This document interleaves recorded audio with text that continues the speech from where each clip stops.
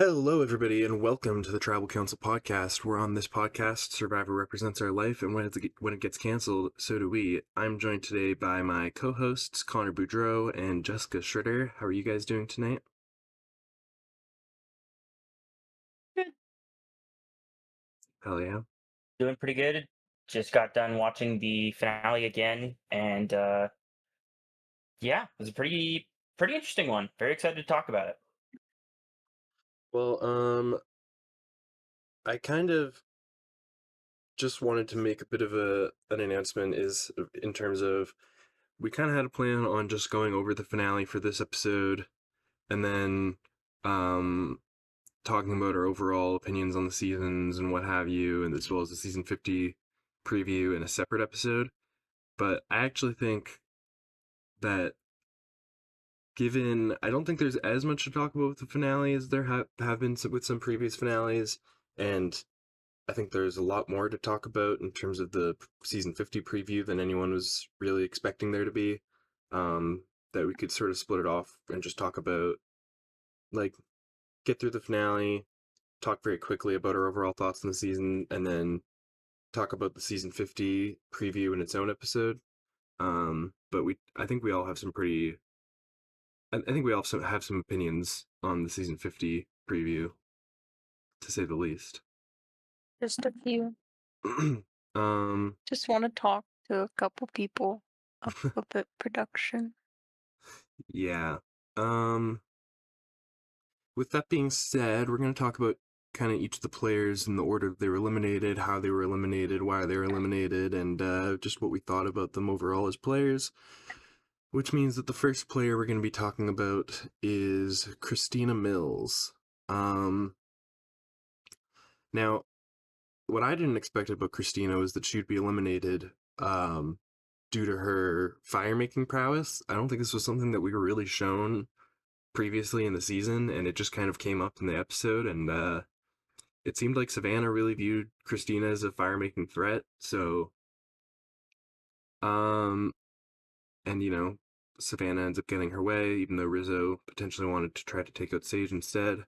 What did you guys think about Christina's elimination in fifth place? It was definitely not what I was expecting.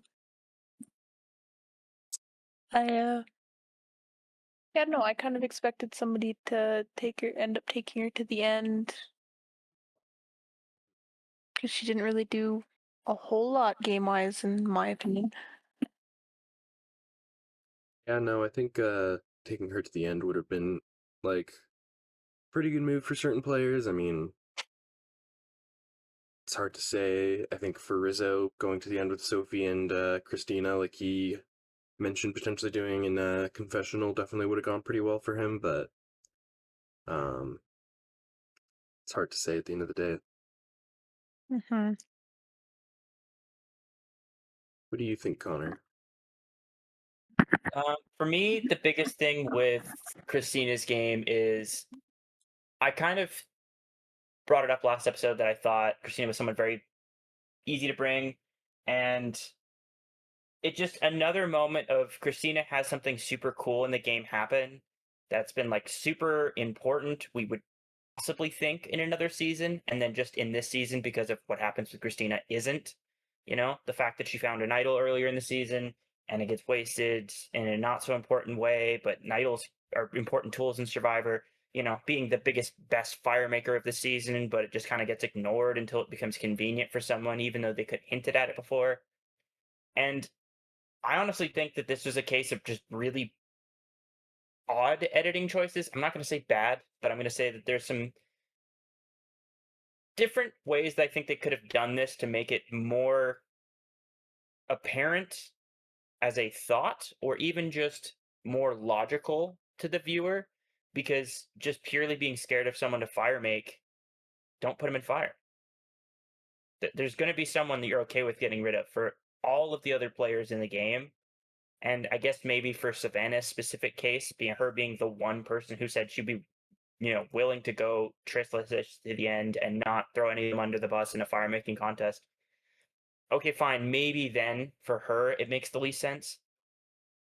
But she defended that point as being afraid of going against Christina in a single situation where she finally doesn't win a challenge that she's in against someone that's still in the game. So I mean, I will say her concern was valid. You can't just not put her in fire making, because what if Sage won the final immunity and then she just wanted to get Savannah out, so she put, or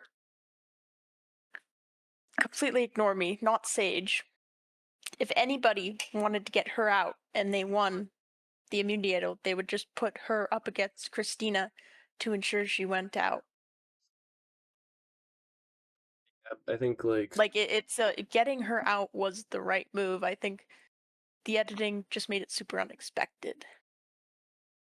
I think if you think about like Rizzo, who potentially, like I say, they took out Sage, wanted to go to the end with Sophie and Christina. Probably wanna he'd probably want to put Christina and Savannah in fire making, kind of like Jessica said. Um, like it seemed like it was pretty public knowledge out there that Christina was the best fire maker, and it just wouldn't have made much sense to bring Christina if like Savannah could potentially beat Sophie in fire making, or if Savannah could potentially beat Rizzo in fire making. Say it's Soph in the who wins the final immunity, which I guess is probably what would have happened given the actual events of the season. Beyond that point, um, so really like I just think I think that taking out Christina was the best move for Savannah's game. I think, potentially it could have been an all right move for Rizzo's game as well. I mean, we saw how it kind of worked out for Rizzo, but at the end of the day, I don't think Rizzo wanted to go up against Christina in fire making it either. And I think it just kind of goes without saying that like Christina would have been a pretty major tool for anybody who had someone in the game that they wanted to take out and happened to win final immunity. Um, Overall, Christina, she made some questionable decisions throughout the game. It seemed like the other players didn't really view her as much of a strategic player, so um, I'm not I'm not in the least bit surprised that she didn't win. Her edit was also pretty terrible, but one thing I wanted to ask about is what you guys thought of Christina's final tribal council question to Savannah. Um, the asking everybody's names. Yeah, asking for her to like name one family member of each of the jurors.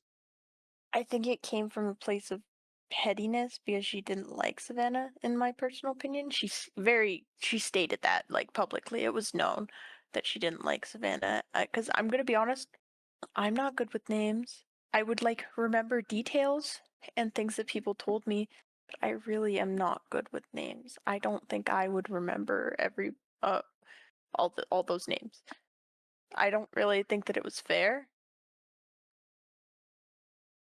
I will add to that by saying it wasn't shown in the edit, but she also did ask that question to Sophie. Sophie did confirm this herself, as well as this was mentioned by a couple other players post game.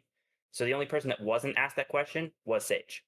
And apparently Sophie did quite well with this question, comfortably doing so, and it apparently gave her not necessarily the vote from Christina, but it's part of why she did consider and end up voting ultimately Sophie.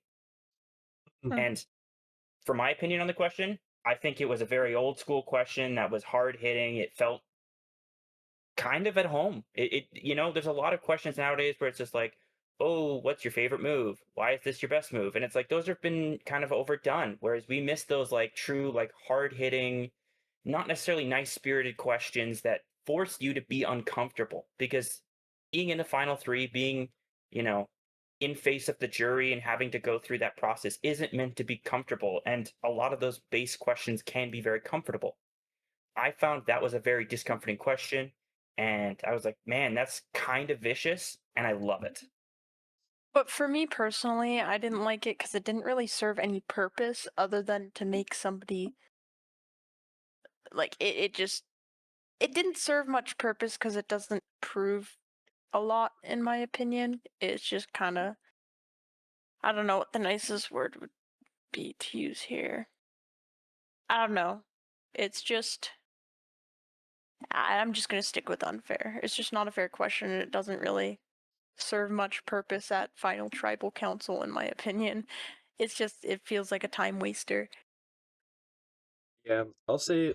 I mean, I'll have more to say about the question, particularly in regards to the way that Savannah was able to answer it when we get to talking about her. But I think from like a viewer perspective, like it was an entertaining question and it made the episode more interesting. Yeah, for But sure. I do agree that like you can't necessarily like different people have different strengths when it comes to remembering details about other people's lives, and for a lot of people, names are a really difficult thing.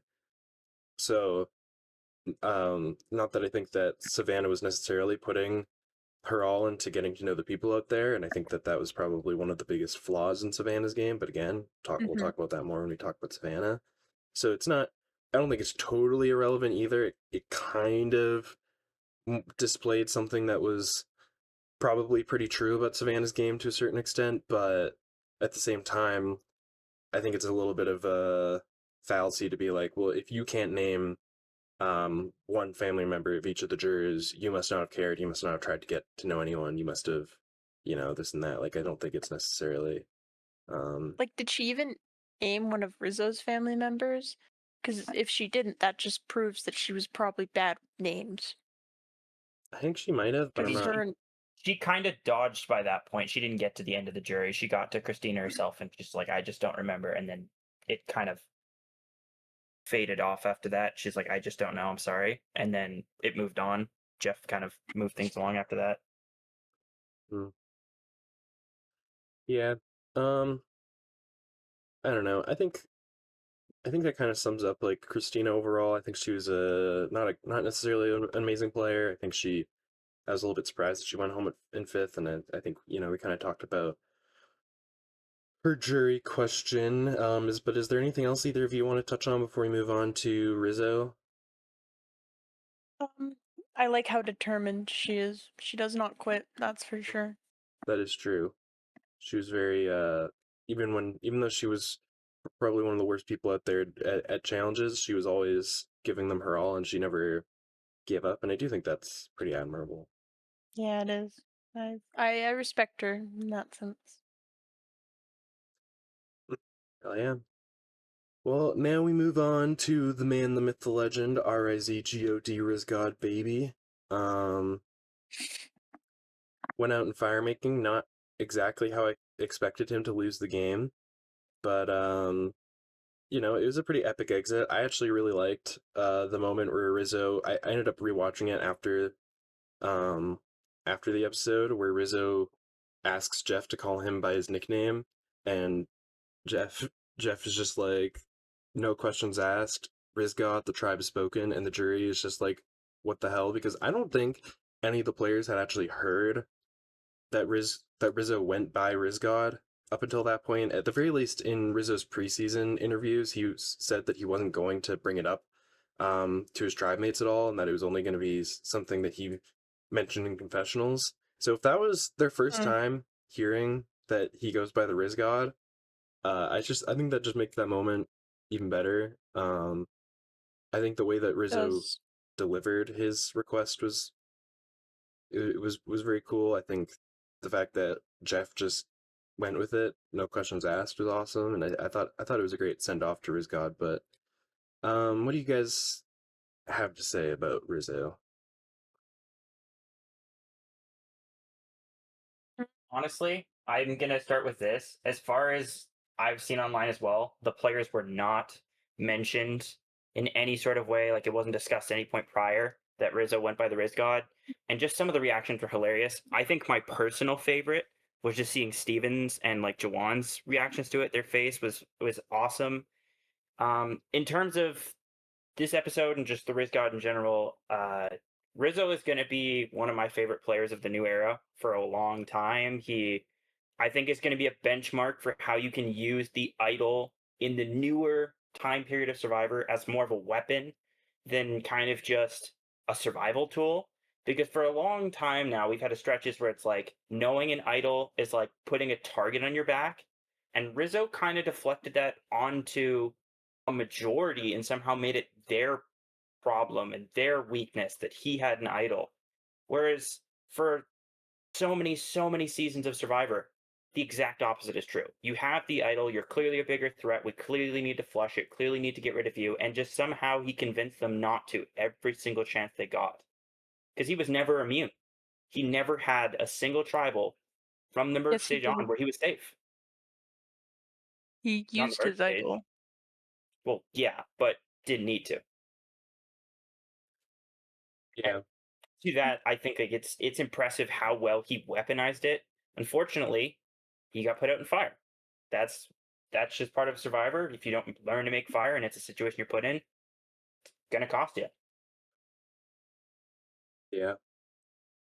Especially the fact that he lost to Savannah in fire making. It wasn't like he lost to Christina or someone who was clearly a fire making threat.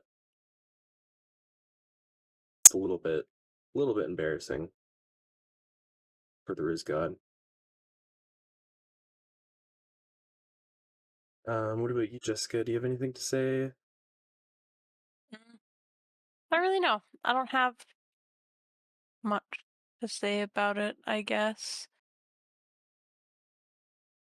I think, um, I don't know how to explain it because I have no evidence to back it up, but I didn't really feel like he was going to make it to final three. hmm. See, the reason why I thought he was going to make it to Final Three and lose was just I thought the edit was giving us a lot of ammunition to understand why he would lose a jury vote potentially. Um, Despite the fact that he was this massive player, seemed like he should be such a big threat.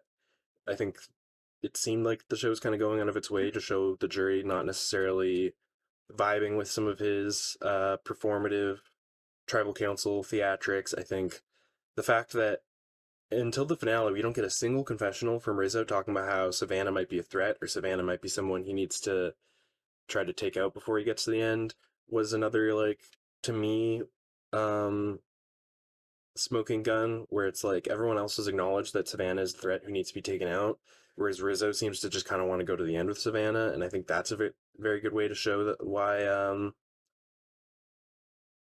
why he would end up losing the game. Just combined with the jury not necessarily being too impressed by some of his like going up to pretend to play the idol and then not playing it. Um, just didn't seem to really rep the jury the right way. So there's just a lot in my mind that was like showing us why Rizzo's going to lose to Savannah in the final three, to where that made me think that he was actually going to make it to the final three in the first place. But you Mm. know, obviously he didn't. So Hmm. um, yeah, I think Rizzo used his idol pretty well. I think he played the game pretty well. Honestly, I think he was one of the better players this season. Um, there's been a lot of speculation as to how Rizzo would have done in certain final treble situations. Rizzo himself suspects that if Tres Leches went to the end, it would have actually been Sophie that would have won.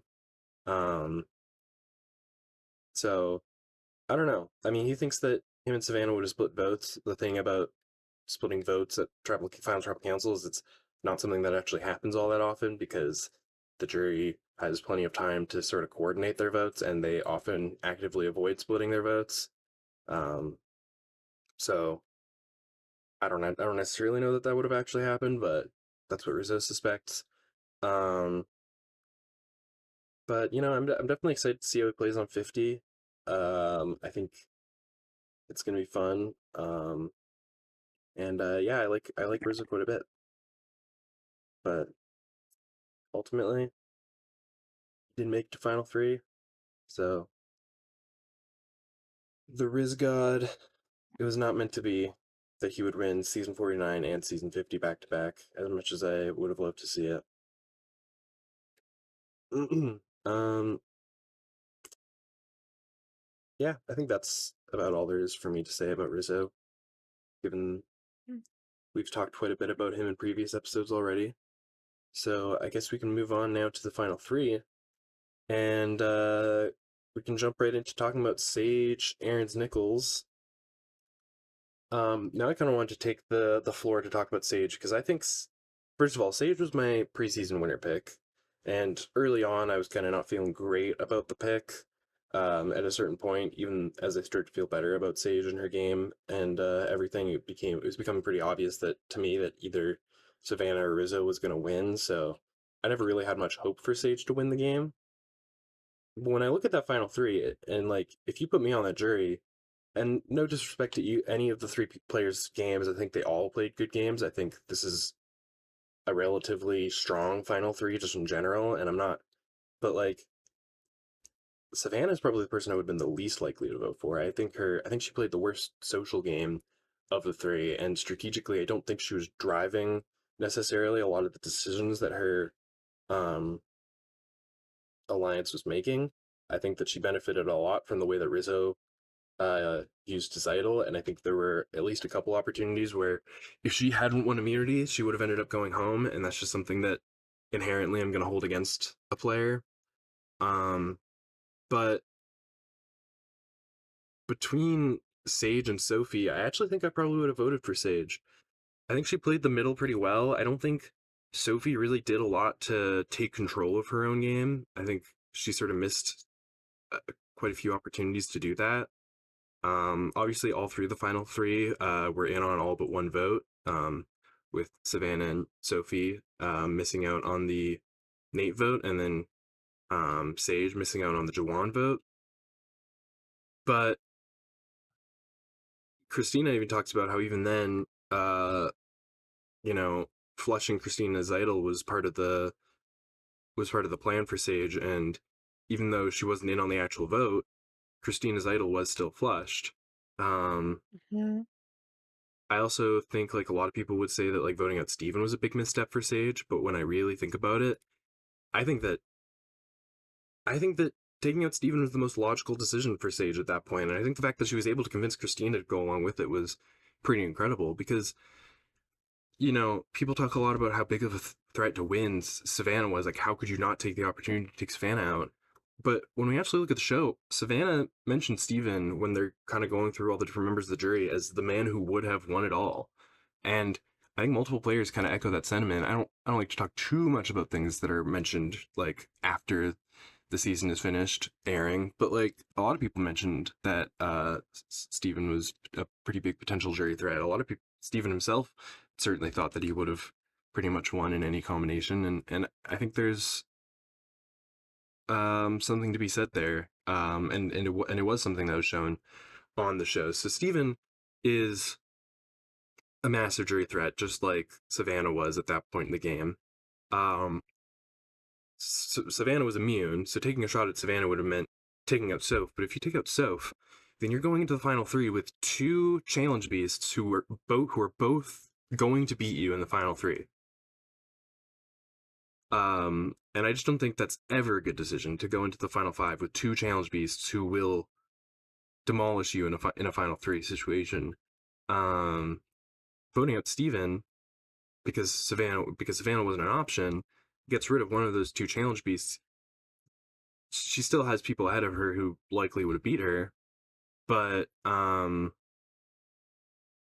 least only one of them is a challenge beast, and unfortunately, Savannah wins the final five immunity, and then she wins fire making. There wasn't much for Sage to really do in terms of taking Savannah out, but in hindsight, had Sage taken out Savannah at final six, I actually think there's a pretty decent chance Savannah just wins out because, sorry, not taking out Savannah at final six, taking out Sophie at final six. I actually think there's a pretty decent chance that Savannah would have won out because Soph was the only person who actually ended up beating Savannah in a challenge beyond that point. I mean, maybe Steven could have, but then we're talking about a situation where Steven probably makes it to final three, and that's not good either. So I actually think that voting out Steven was probably the most logical decision. Um, I think that Sage made a lot of very logical decisions throughout the game. I think she played the middle very well, better than any other player this season, probably, because I don't think there's really an argument to be made that Sophie or Savannah played the middle at all. Um, I think her game required the least amount of luck of the three. I think she relied on other people the least amount out of the three in terms of her strategy. So I was actually very impressed with Sage's game.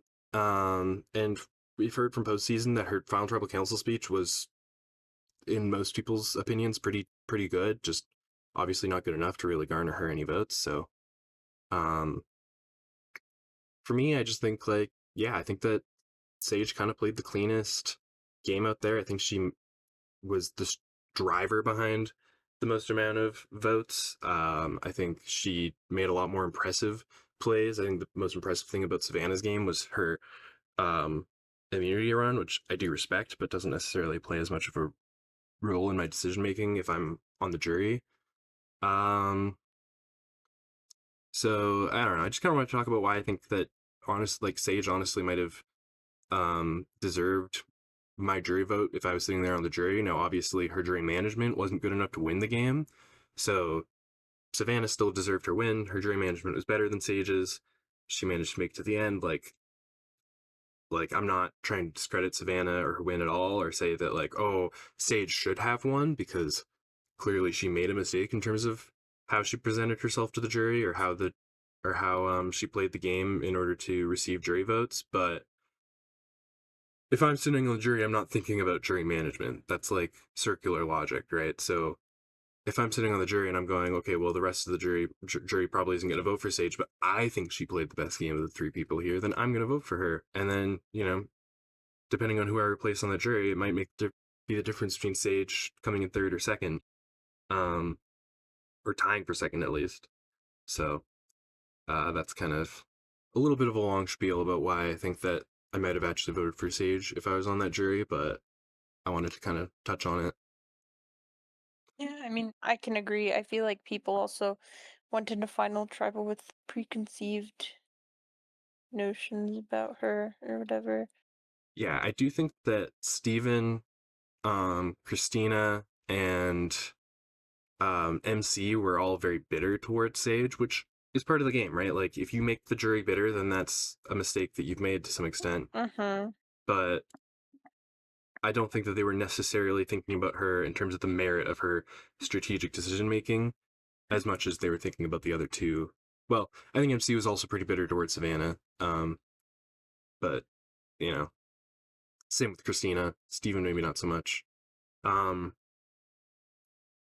but I don't think that Sage didn't get any votes because she didn't play a good strategic game. I think she didn't get any votes because she pissed off certain jury members and she didn't maybe argue her case good enough, or didn't or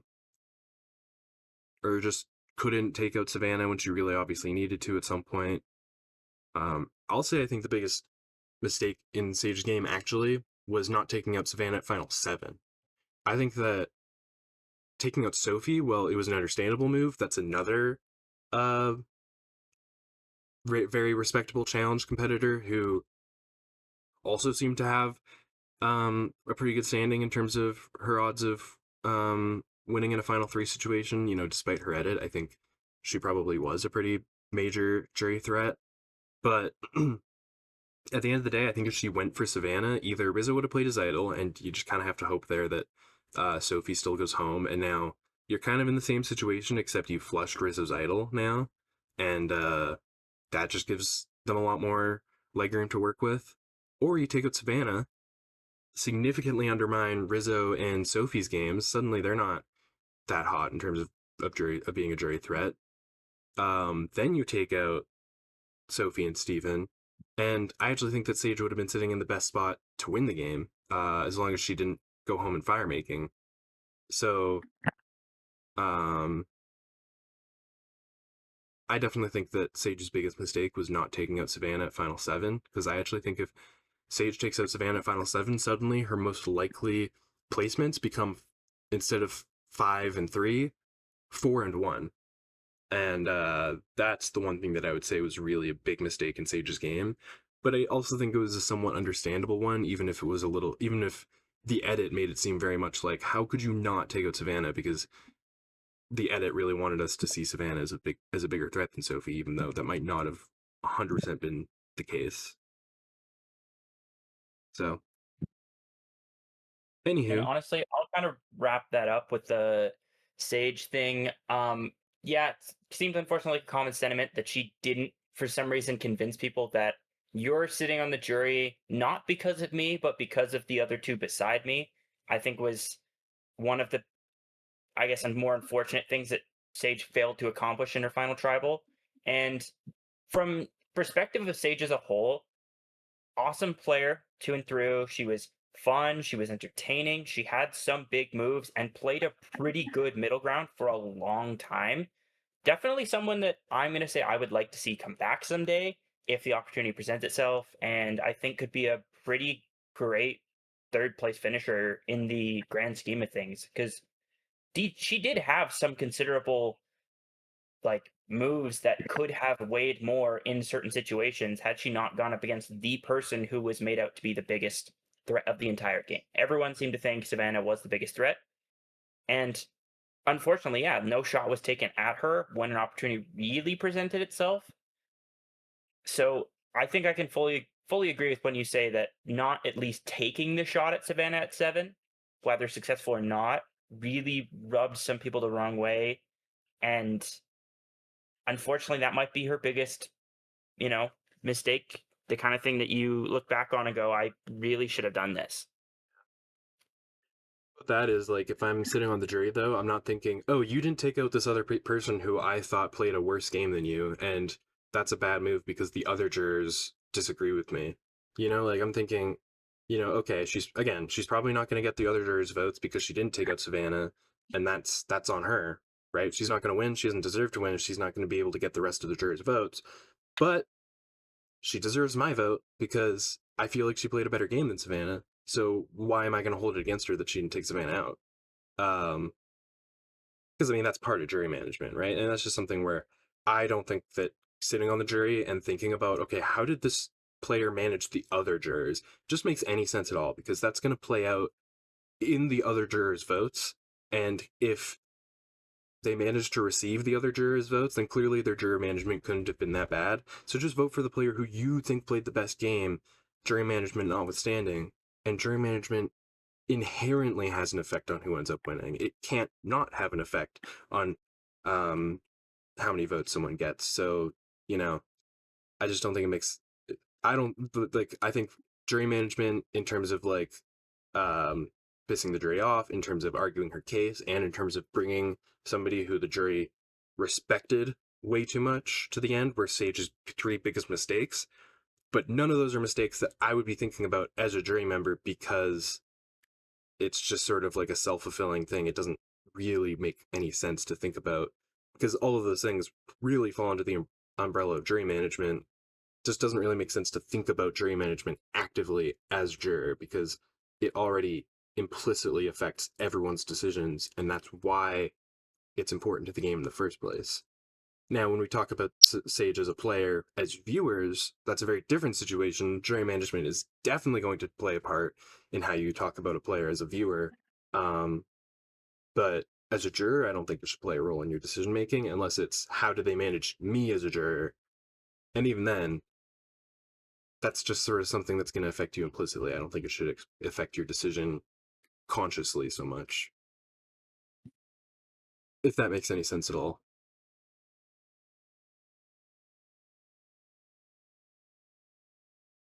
Yeah. But, anywho, I've talked enough about Sage. If either of you guys have anything more to say about her, I definitely think there's a lot more to say, but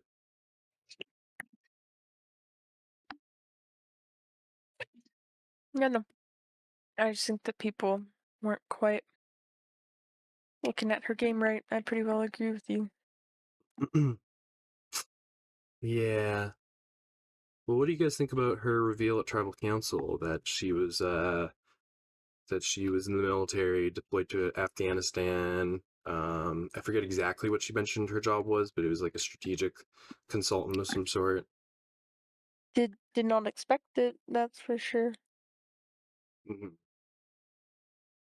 Yeah, I thought it was really cool, but I don't think it helped I her. agree. I think the way she showed it was really cool. And I mean, we've had a lot of fun characters over the years in Survivor that have been in some way some kind of, military or special ops or secret agent or something like that. And I feel like it just made so much sense. I mean, I knew beforehand that it had been mentioned, I want to say in like the preseason interviews, Mhm. but it's just something that if you didn't know, it just it was such a cool little moment for Sage to be like, well, hey guys, I'm actually this like, you know, special analyst for, the military. And that was something that I did for like, 4 years. And it's just like a really cool little like, here's who I am that you can't really give throughout the entire game. So I thought it was a really nice little moment for Sage to get to share that and just to see everyone's reactions was pretty awesome.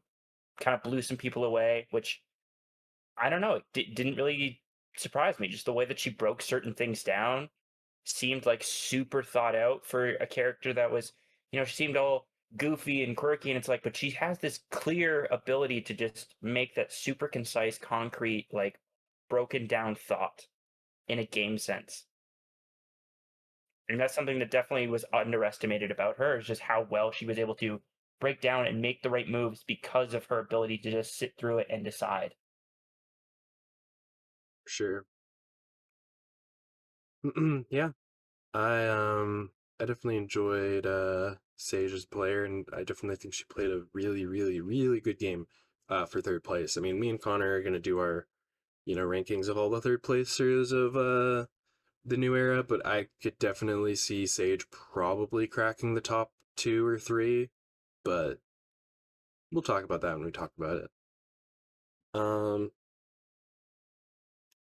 that being said, I guess it's time to move on to Sophie Bellerti, our other losing finalist. Um, I don't know. Do either of you want to sort of take the floor for Sophie?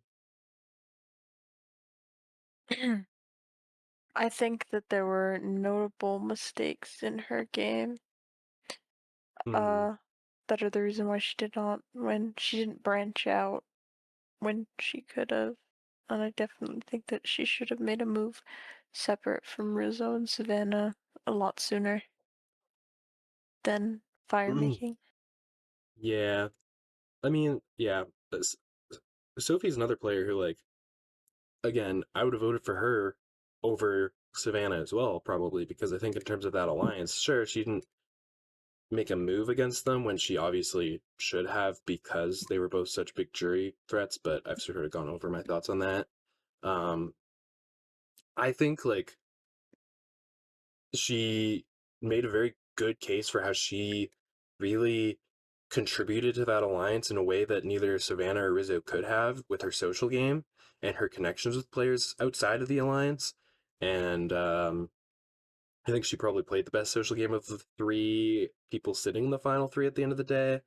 I also think, like, at the end of the day, she did make a move against Savannah and Rizzo, and while it was a little bit late, at least it showed that she was willing to do that when she obviously needed to, and it separates her game a little bit. I think that there Can was I enough just there. Yeah. can I just say something about that specifically? Hmm. I like when the moment that she decided to separate herself from Rizzo and Savannah, I'm not really a big fan of because she kind of took the easy way out when she was insured to be safe to get to the end. That's when she made her move. It's like, I don't know, when you're playing Survivor, there should be some risk involved. I don't know. Yeah, I think Sophie played very safe for sure. And And I, I and I, more so look for the big moves when I think about a notable player, not just somebody who is kind of there, kind of but, cruising by with the big team. but I have to wonder, like, what big moves did Savannah make that Sophie wasn't an equal contributor to? But I don't really think that Savannah did too much in the game either. Yeah, but that's just why I'm saying, like, if we're looking at the final 3 there, again, I probably would have voted for Sage. But if we're looking at a final 2 between Sophie and Savannah, I'm one of those jurors who also probably votes for Sophie. And again, Savannah, she's a good player. She deserved to win. She played a good game. I'm not taking that away from her in any way. I think this is like a rare case where out of the final 3, the person who ended up winning was the person that I would have been the least likely to vote for, and yet I still am not upset really that she won. Like I don't feel like she played an undeserving game. I mean, there are games. I mean, there are seasons like season 43 where like Gabler won, and I would have voted for Gabler over Owen, and I don't think Gabler deserved to win. So like, um, I actually honestly don't know if I can think of another season where the winner was probably well, okay, I can think of other seasons, but in the new era, not probably not really. So I mean, I think it just speaks to how great this final three was. That Savannah's the person I probably would have been the least likely to vote for, and I'm still happy she won. I'm still fine with it, and I would have been happy with Rizzo winning as well. Really, anyone in that final four would have been a decent winner in my eyes. Um, and I don't know. I just think that's pretty cool. Yeah. um, and I don't know. Thinking about 43, like there's only really one person I would have been really happy in that final four to see win, and he went home in fire making. But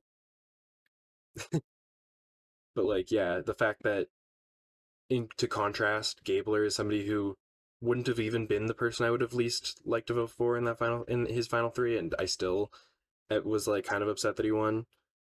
Speaks volumes, I think, towards just how great this final three was in season 49. I don't know.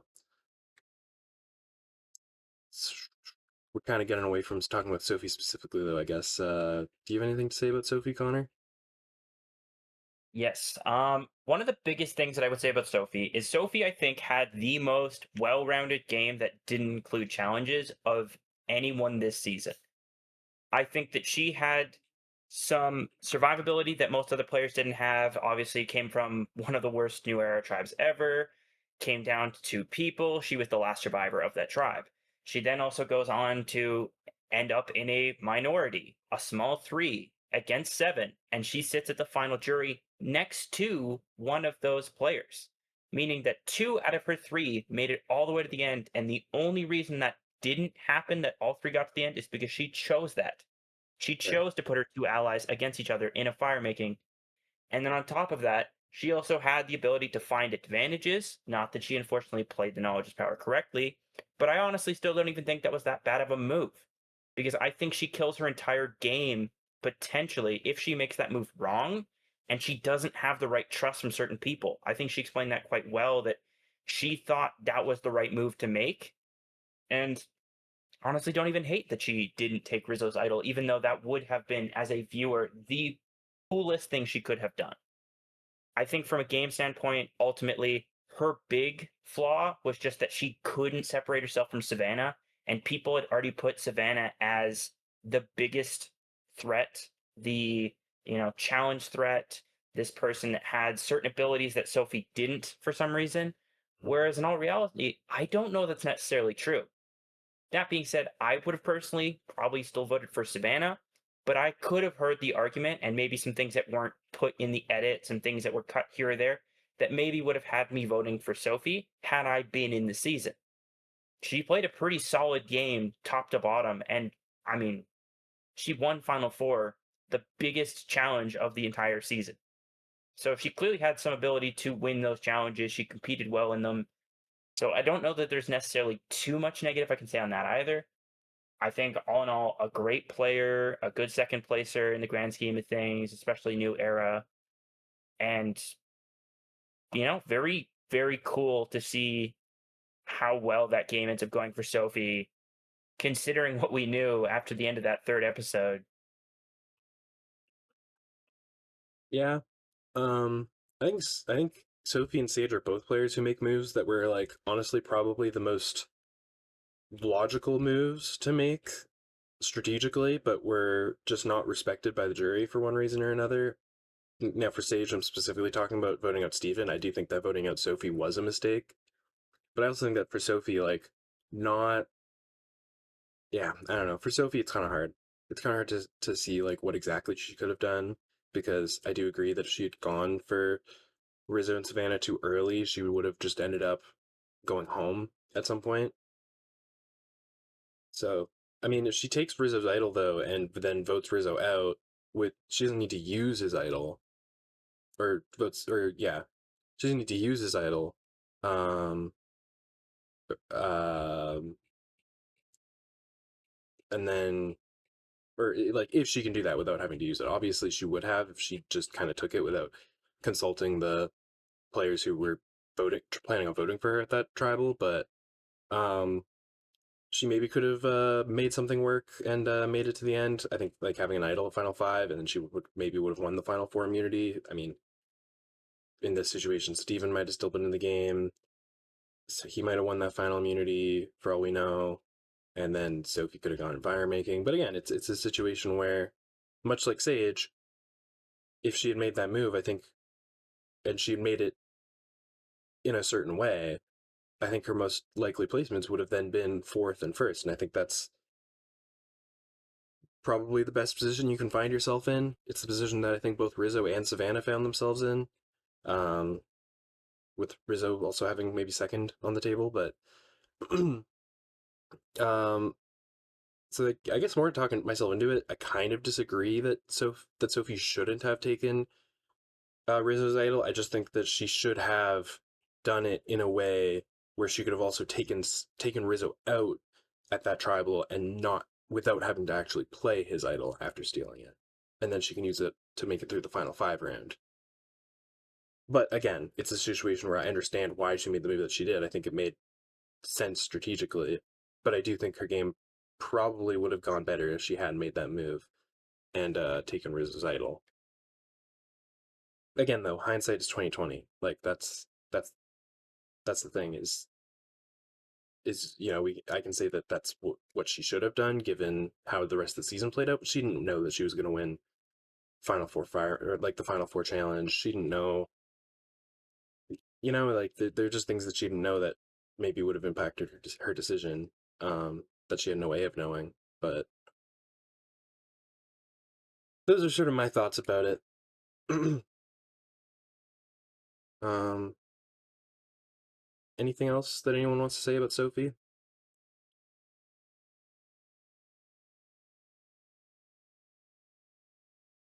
Honestly, not really much else that I want to add, but I do want to say I thought one little quick thing with her. I think her reveal to the jury and just all, I guess, all the players there at the finale, what the inspiration of the name behind the merge tribe was really cool. I thought it was really cool that she got to have a little moment and explain everything about that. Mm-hmm. Too bad her grandma's looking down on her from heaven, disappointed that she didn't take Rizzo's idol. I'm joking. I'm not. I'm sure her grandma is very proud of the game that she played. She better be. Um, I guess we can move on to the winner of season 49, Savannah Louie.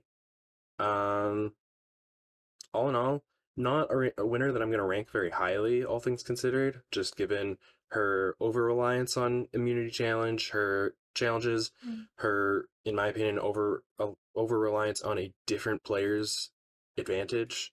The fact that her social game was probably worse than I would say, probably most winners in the history of Survivor. Um, and the fact that I don't think she was driving a lot of the strategic decisions she was necessarily benefiting from. I don't think she wasn't I don't think she was doing nothing. I don't think she wasn't contributing, but I don't think she was really the main person pushing a lot of them. So for those reasons, I wouldn't rank her necessarily very highly as a winner, but I think she was a very entertaining winner. I do think she was still a deserving winner. And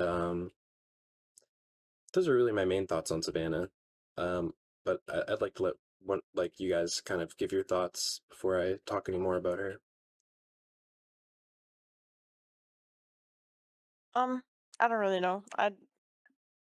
I didn't really like. Again, I'm not saying, like you said, I'm not really saying she didn't do anything. I just didn't really think that she did enough in the game. I think she just had a lot of power because of the people around her, and also she was intimidating.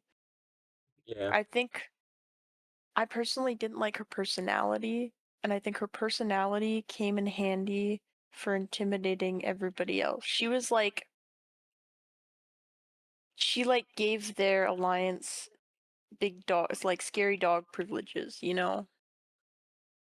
Yeah, I think oddly enough, jury management was really the aside from challenges obviously. I think jury management was kind of the best aspect of Savannah's game, not in the sense of getting the jurors to like her or convince them that she was like strategically or socially the best player in the game, but just in the sense of commanding their respect and kind of making them scared of her to a point where like they almost like extrapolated like their fear of her as a player into, oh, she's a threat. And then when you're sitting in the jury and you see this person who you time and time again saw her and thought, wow, that's a big threat, you're like, well, I should probably vote for her, eh? So like I think she had a weird jury management. I think it was unorthodox, but it was clearly very effective. Do you have any thoughts on? I'm sure you have some thoughts on Savannah Connor, the winner of the season, right? Yes, I have quite a few. So might be a little long here, but cut me short if I have if you have to. The biggest thing I would say with Savannah to really start is for me, Survivor as a viewer, we had been lacking a winner who was not the nice guy, who was not the hero, who was not this like necessarily like super admirable player and necessarily like this superstar that everyone wants to be like. Savannah was very different from the normal winner in that sense, I found. And it was quite enjoyable. It was a great change of pace. We got to see someone who didn't go out there and try to make, everyone her friend and really just went about getting things done her way, the way she wanted. And I think that was one of the biggest things that helped her win the game was that, yeah, it might not have been always her decision, but she was okay with it. And the times that she had to make the decisions and get her lines to go with it, she got them done. There was really only a couple opportunities where that ended up truly being the case, that she truly put her foot down and it mattered. And I think Final Six is where we really got to see that, where she went, no, I don't want Christina, even though both Sophie and Rizzo were leaning towards potentially keeping Christina. So I think there were certain aspects of her game that were just, as a viewer, super, super great to have happen right at the end of the 40s. Now, from a game standpoint, the thing that I think made the biggest difference to me is when you're in a situation between her and Sophie, because to me, I looked at it as a situation that I found it super incredible how they dug themselves out of that hole. I think the big thing that ends up mattering to me the most in this situation is Savannah found a way to be the biggest threat the entire season, or at least the merge point on. And in every opportunity they had to get rid of her, for some reason, she wasn't on the table. And I don't know how she did it. That's something I would Well, love to see, that but I think extra information. I think the answer is that you're just wrong that she was the biggest that she was viewed as the biggest threat of the season. Like I think Sophie Yeah, was Steven viewed. was. I think even Sophie was viewed as a bigger threat at the point in the game where she was taken out. And yes, definitely same with Steven. Savannah herself even acknowledged that in the episode. So I mean, I think she was obviously a big threat throughout the entire season. But anytime she wasn't immune, there was a bigger. There like was genuinely a bigger threat left in the game. And I also, sorry, I don't mean to like, I don't mean to pile on, but she also didn't really command much in that alliance. She herself stated that there had been no, like, everything had been pretty simple up until the Christina vote. And it was Yeah, only one time, and she just so happened to get her way. Yeah, I mean, the Christina vote was the one thing where I really was impressed by her ability to sort of control her lines, but for the most part, I think everyone was sort of on the same page, and I think Rizzo and Sophie both did a lot more to convince people outside of their alliance to go with um, their decisions, whereas I think the only person that Savannah maybe had a bit of a pull on was Sophie, like Sophie S. Um, But aside from that, like I think Rizzo really drove the MC vote. I think that Rizzo really drove the Alex vote. Um, I think that Sophie was just a big asset in terms of having the best social game probably of the Tres Leches Alliance. and softening the sort of image of that alliance to where Savannah was obviously very, very much not well liked at all by a few players in the game. Um, and Rizzo might have been seen as a little bit arrogant. Sophie was seen as the super likable person who was able to soften that image and get people to be more inclined to work with that alliance potentially. So yeah, I'm with Jessica on this one, but I do see your point as well. Yeah. I will say this, another clarification of it. When I say biggest threat, the thing that I also comes to mind is we go back to the Nate vote. All of a sudden, the numbers are 7-3. When you are the most quote unquote disliked or powerful player, in Savannah's case, she was at that time, of that three, that means to 7 people, that is the person that they wanted out. Or at Yeah, but least potentially the most of that three. And the fact that that Really would do. make them the biggest threat at that time. And she worked her way into a position where every time she was a possibly, vulnerable, someone else was suddenly a bigger threat. I don't think it And was so sudden. Like, I mean, it's not shown. We don't know for sure. I mean, I think But Steven was portrayed as a massive threat throughout the entire post-merge, essentially. Like, just as far as yes, the but jury until was there was concerned. 6 people and Savannah, which again wasn't vulnerable, that was something that wasn't a problem, right? There was a bigger threat in Steven than what, Sophie, or potentially trying to target out Rizzo who had an idol. But Savannah was safe. So that's different than what I'm saying. Like the round where, Sophie goes out, Savannah is vulnerable. And all of the sudden, Sophie hasn't really been shown as the largest threat. Clearly, she was a massive threat, but we only saw parts of it, enough that we were like, okay, this move doesn't necessarily make sense for everyone. Whereas if she had truly been that big of a threat in the edit, we would have gone, okay, this is clearly, a more logical move than trying to cripple Savannah. So I think the rounds that But truly I'm trying to focus on her being quote unquote biggest threat and not being targeted as such are the rounds specifically where she's vulnerable post merge. But even if the edit didn't exactly exemplify the fact that Sophie, for example, is maybe a bigger threat than Savannah, we were still shown that that's what the players on the island believed. We were still shown that every single player left on that island at that point in the game thought Sophie is the biggest threat, and they gave very specific, very clear, very understandable reasons as to why. Sophie was the only player who had correctly voted at every single tribal council up to that point. She was playing the middle flawlessly. She was seemingly well liked by everyone but Christina, and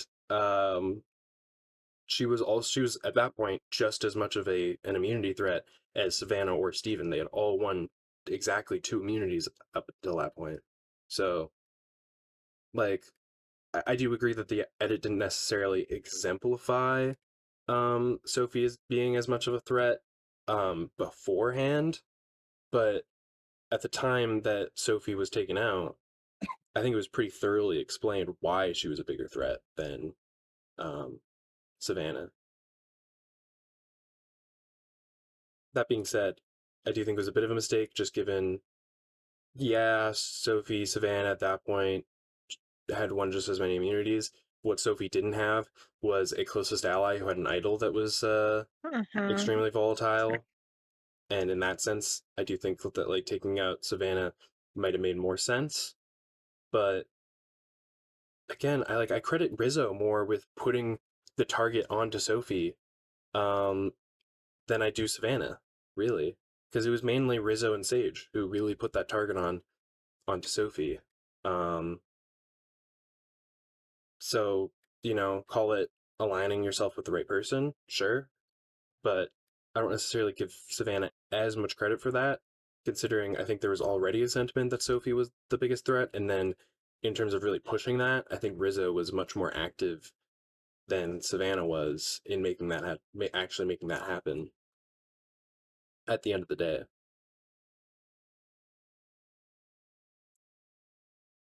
But I mean, I like the way all have different perspectives on it. I think it's great. I think it makes having 3 people on this podcast a little bit redundant if we all have the same opinions on everything. So, it there's definitely a good discussion to be had about Savannah as a winner.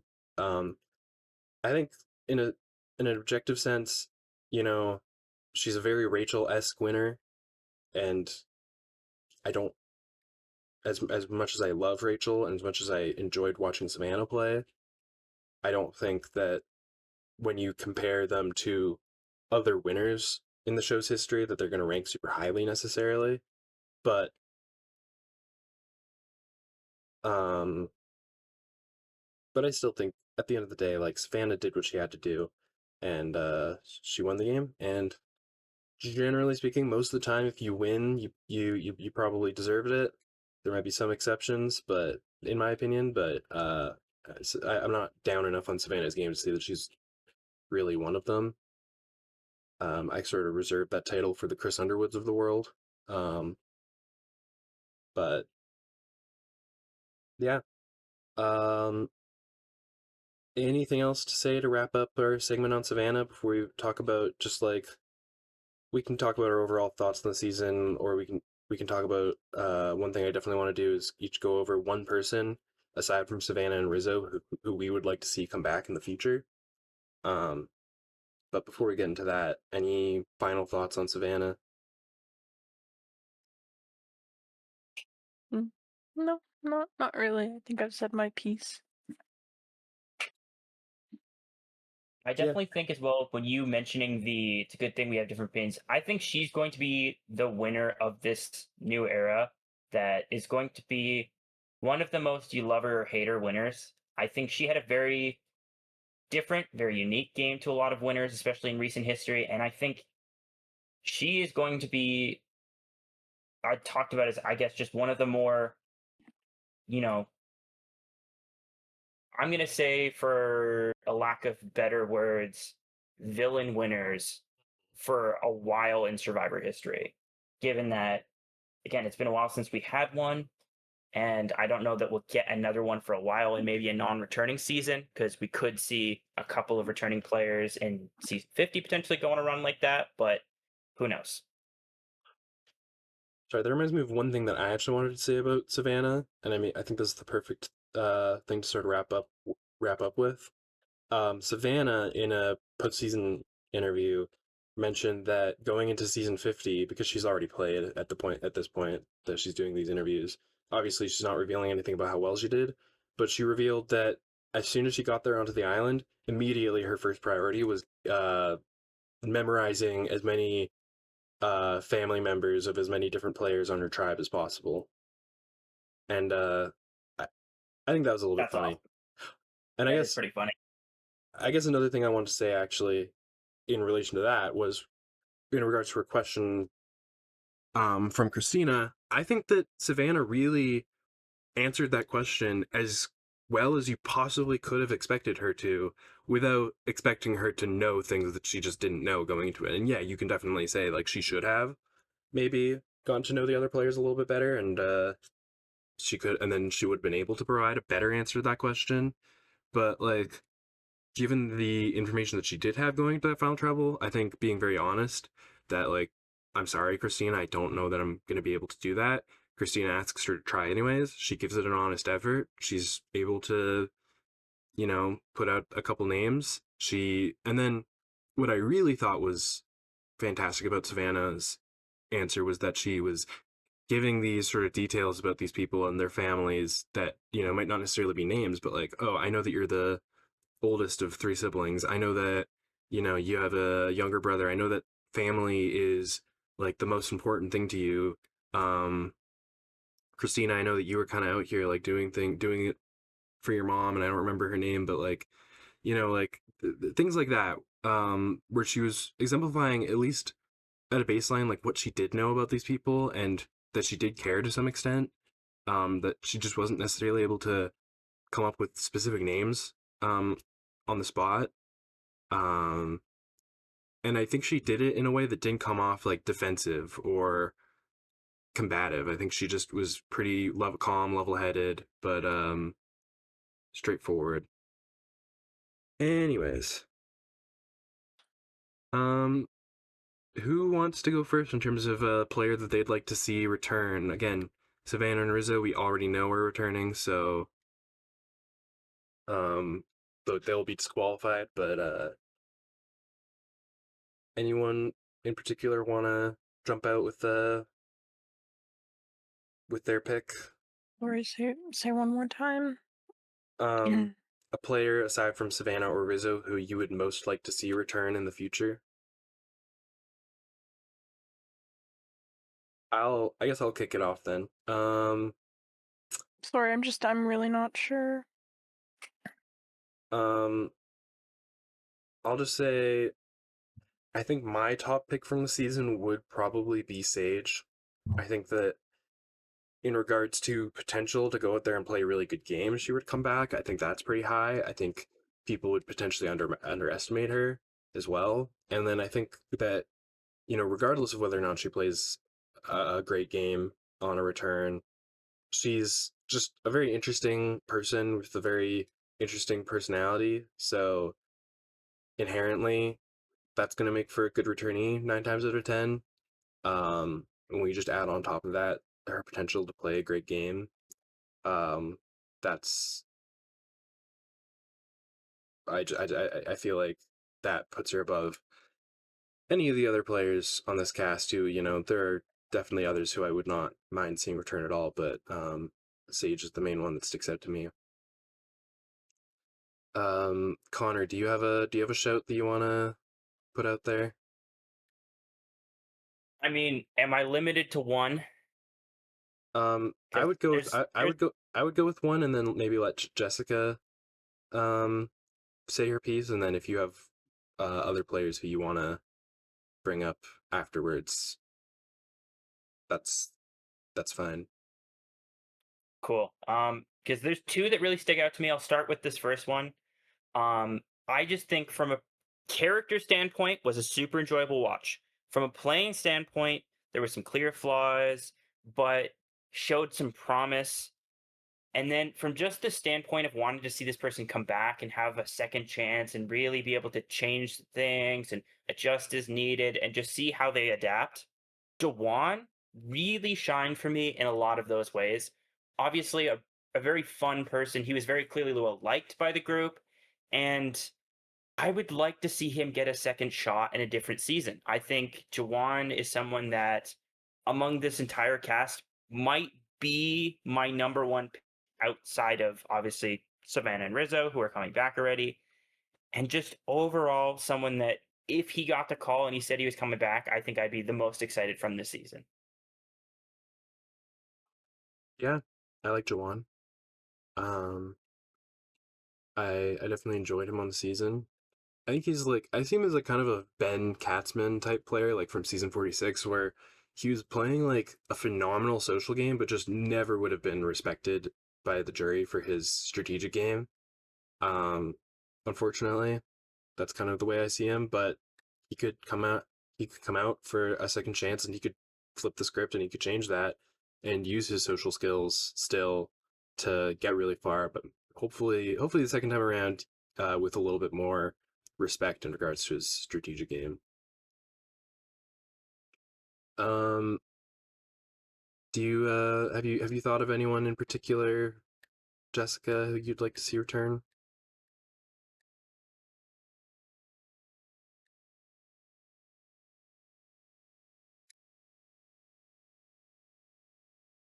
Sorry, I accidentally hit the mute button on my headset. I did Oh, not mean to do that. whoops. Um, I really don't know. Like maybe Sophie B, just because I want to see her do a little bit more in her game, because I know she's capable of it. But Mhm. definitely Sage for similar reasons. But I yeah, didn't mean to steal your I don't pick, really sorry. know. I just I didn't really think about that much because there wasn't anybody that I was necessarily like, oh, I really hope I see them again in the future at some point, you know? You're not clamoring for more Shannon? Yeah, totally. I totally just need more Shannon in the game Definitely. and her fake ass energy.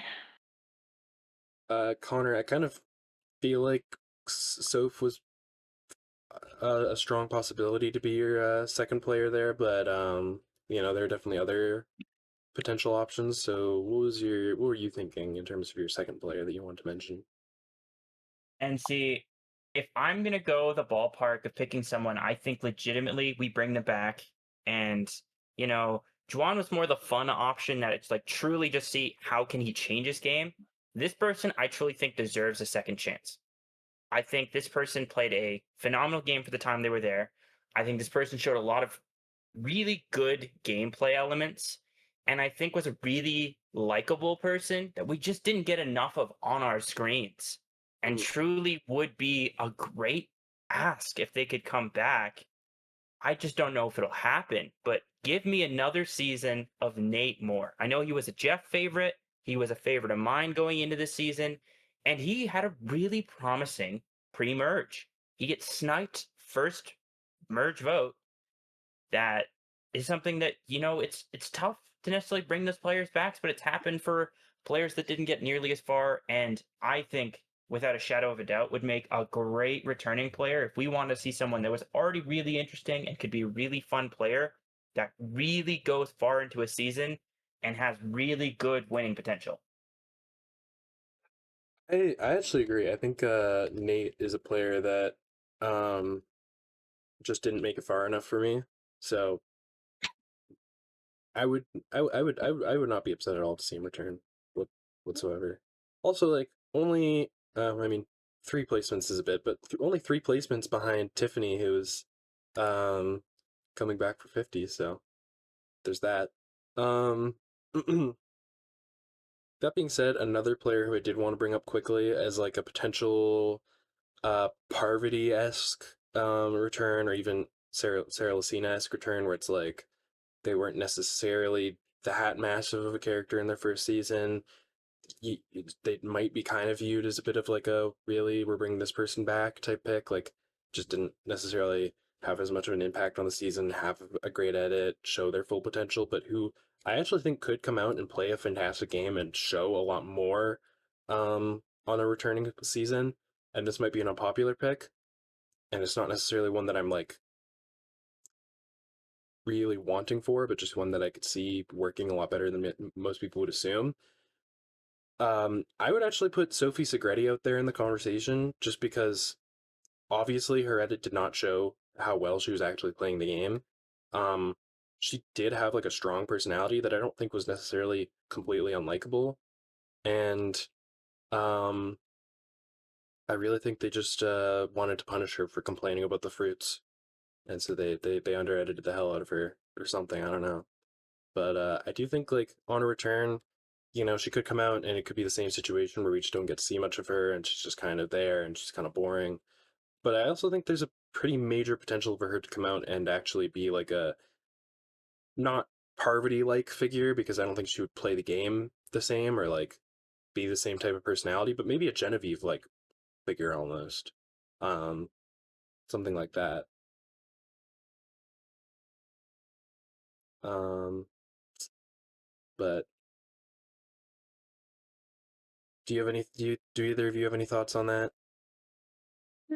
I mean, I don't hate it. I think she definitely has some very good potential to develop a bigger game than what we got to see, because she clearly had some kind of win equity and some kind of like ability to scare the jury. So, or not scare the jury, scare the other players from a final tribal jury perspective. So, like, I definitely hear what you're saying, and I think that that's a very fair possibility that she could come out a second game and develop quite a lot more towards being a solid player than what we got to see. Um, all right, I guess if that's everything that we want to say about that, we can move on to just our overall thoughts. And I don't want to get too deep into this because this episode's already getting a little bit long, but overall, good season, yay, nay. I mean, it was a relatively, how do I put this? Bland season. It didn't have a whole lot of flavor up in there. It felt relatively predictable a lot of the time. I would disagree with that. I found there was a lot of moments that, though they might have seemed predictable, weren't necessarily what you would have expected the episode before. And I think this kind of season, if you missed a moment here or there, could have really had a lot of shock value. I also think there was a lot of really cool moments that you don't necessarily get to see every season, especially in the new era. I thought Savannah was like a one of the more interesting winners in recent history. I thought Rizzo was a lot of fun. I think there were some other like pretty decent players, but I don't necessarily disagree with Jessica. Like I don't think this season stacks up to me like as one of the most exciting seasons. I do think that part of that is that there was, information out there about who the returning players for 50 might have been, and I think that might have made the season a little bit more predictable in some ways. That's not something that you can really blame the season for, but it is something that I think affected most people, anybody who knew that, their viewing experience, at least to some extent. Um, but like, yeah, I don't know. It's a pretty like middle of the road season for me as far as the new era is concerned. I think maybe a little bit on the higher end, but I'm not like super high on the season or super low on the season by any means.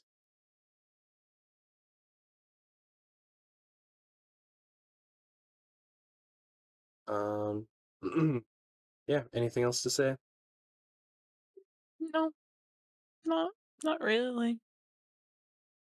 I will add this to it. I think of the new era, this is one of my top to bottom most enjoyable casts. I think that there was very few players on this season that I genuinely could not find something about them to like. Whereas there were some other new era seasons where it's like even some of the popular players that I wasn't necessarily a big a fan of and found things that I just that rubbed me the wrong way or that made me enjoy them a little less. Whereas honestly with the season, I don't think I could name three. I think there was a maximum of two that it's like, okay, if this person hadn't been cast, I wouldn't be upset in some way. Even a small fashion, I think I enjoyed 16 out of 18 players quite a bit. Who are your two? Who are the two on your shit list? I mean, unfortunately for me, Annie just wasn't that enjoyable of a player. I think she just didn't really get much screen time, so it's kind of hard to tell how enjoyable Annie could have been in the long run. And I'm going to make the same argument for Shannon. I think as a player, she got very overconfident pretty quick and thought things were going much better than they were. And didn't really get a chance to see how well the game would have gone for her. Clearly, she didn't play as good a game as she thought, and I just didn't find her as enjoyable as some people might have found her. But I would say, other than those two, from what little bit we got of Nicole all the way to finale Savannah, I think there was something I could find enjoyable about each of these players and was pretty happy overall to see them pop up on my screen. I would say I'm pretty low on Jake. Um, Jason just was kind of not super interesting as much as I really wanted to like him. Like I can't say I dislike him, but he was kind of boring. Matt, I wasn't a huge fan of. Obviously Shannon. Uh, Post merge, I don't think there was any player that I was like really like not interested in. Alex kind of rubbed me the wrong way in certain ways for some reason. I can't really describe that one, but I'm not gonna say that he was a player that I didn't like at all. So I do think there were more players though than just two in my mind that I didn't vibe with, but you know, different people are obviously going to enjoy different seasons more or less than others. So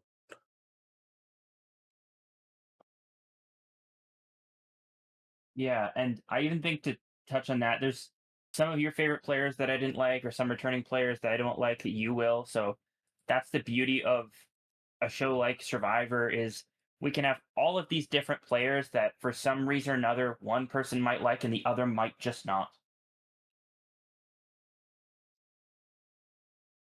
yeah, for sure. And we all know that Jessica hated everybody on this cast, so Yeah, I hated absolutely everybody, not a single person I mean, she doesn't I want any of them had to return. fond feelings for. Mm-mm. No, Yeah. no, all I said was that I didn't really consider it. Mm-mm. I'm just saying. If I don't think she would have had to consider it. Season 48. I think if I asked her that question without having to think about it whatsoever, she probably would have said Eva. So I don't know. I'm talking about you in the third person, like you're not on this call. Yeah, because I'm not. Oh, Jessica's an illusion. I'm just a fading memory. Fun fact: looking at the analytics, I named one of the episodes "Jessica's Back" because you weren't here for like 2 or 3 episodes in a row, and then you were, and that episode got above average views for the podcast. So Well, I feel like they don't correlate, but there you go, Ethan. well, something else that might disappoint you though, that also I should note probably isn't really a causation. Um, the video that I titled Jessica's Back actually did worse with returning viewers than it did with new viewers. So Boo, they don't like me. the fans, the fans that we definitely have hate you. I mean, I'm not here to be liked, I guess. I'm here because you asked me to be here. You're here to win the podcast. Actually, No, I'm here because you asked me to be here.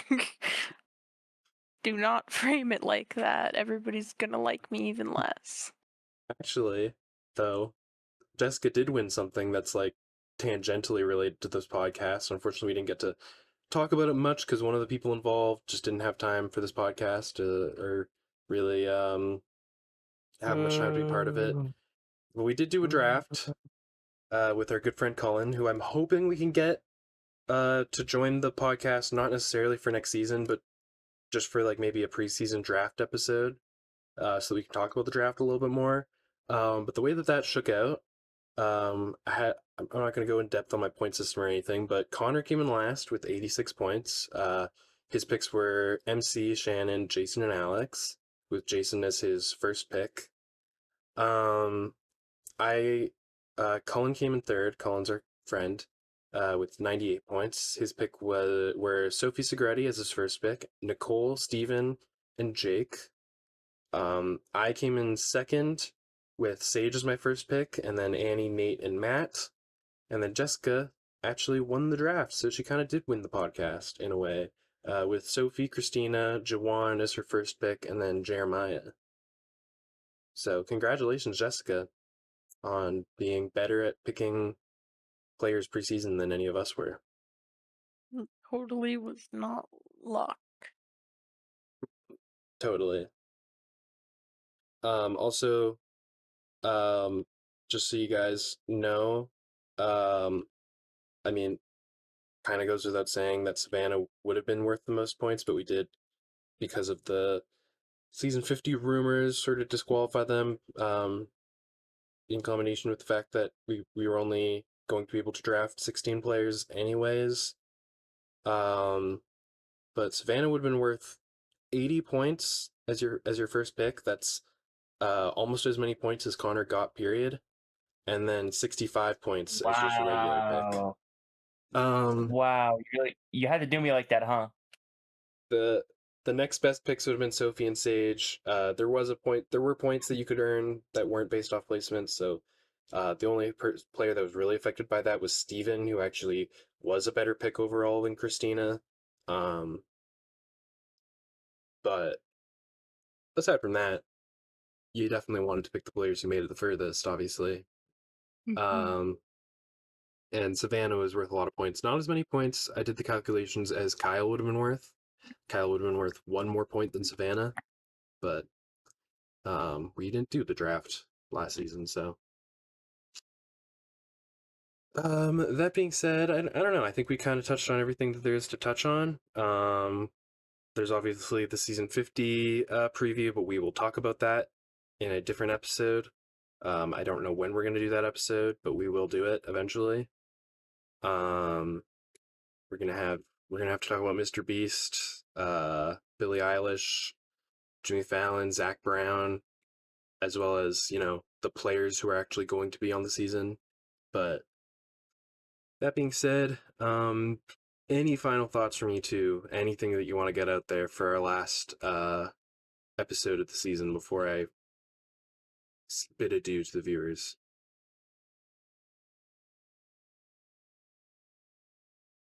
No? Honestly, Okay. nothing really comes to mind other than just comment down below. Give us your thoughts on the season. Anything Mhm. you want to comment on that we said, we will look at the comments. We will respond. So give us your thoughts and be tuned in for our off-season series on ranking the new era players within their placements. Yeah. And let us know, actually, in the comments below who you would most like to see return from the season, or if there's a player who maybe not necessarily would be your first pick, but who you think would be sort of an underrated pick. We'd love to hear about that as well.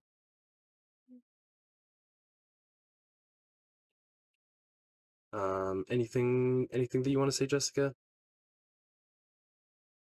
No. Sorry, I thought I said, and I don't really have anything to Oh, add. I don't know if that didn't get picked up or if I just didn't process it, but No. all right, well, then thank you all for joining us for this season of Survivor. We're excited for the off season. We're excited for season 50, and we hope that you guys enjoyed this video. That being said, we got nothing else to say, so the pod has spoken.